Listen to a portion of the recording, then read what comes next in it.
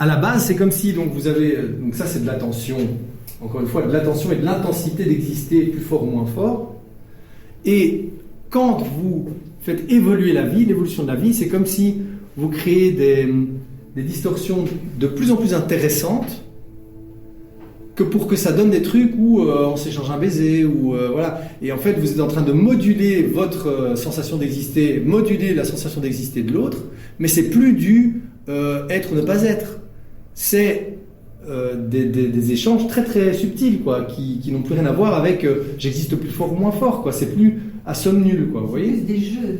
C'est plus des jeux. C'est plus de la musique quoi. C'est-à-dire qu'on est en train de faire de la musique maintenant quoi. C'est-à-dire que moi je suis en train de dire des choses, vous êtes en train de me répondre.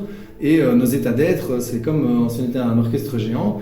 Et puis il y a des choses que je vais vous dire, vous êtes là, oula, ça c'est dissonant. Je sais pas, j'en sais rien, j'espère que non. Mais donc voilà, et donc l'interaction avec les gens, c'est même les émotions. Expliquer en quoi les émotions sont plaisantes ou pas plaisantes.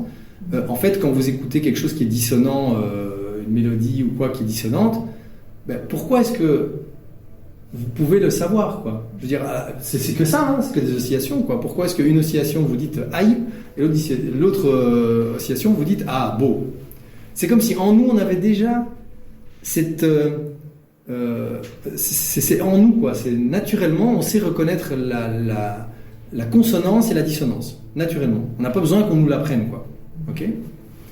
Mais c'est parce que finalement, c'est tout ce qu'on fait. On est en train de s'échanger des vibrations quelque part, les uns les autres, et on est en train de moduler nos sensations d'exister. C'est ça qui fait l'harmonie.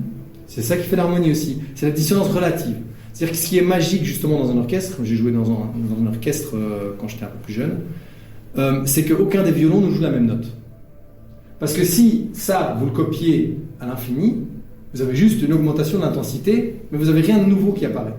Alors je voulais vous montrer ça parce qu'en fait j'avais aussi créé un autre truc où je mets la même sinusoïdale mais je change légèrement sa fréquence ou légèrement son truc et en fait vous verrez que la source sonore devient de plus en plus complexe.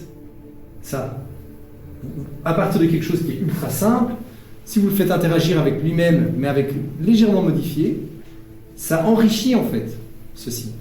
Ça n'est plus maintenant une vibration juste uniforme et où il n'y a rien. Et donc c'est comme si à partir des distorsions que l'on peut créer les uns avec les autres, vous enrichissez l'infini de ce qu'il contient à travers ces petites subtiles interférences les uns avec les autres. Et donc c'est comme si l'infini grandit à travers l'expérience de lui-même par des êtres comme nous.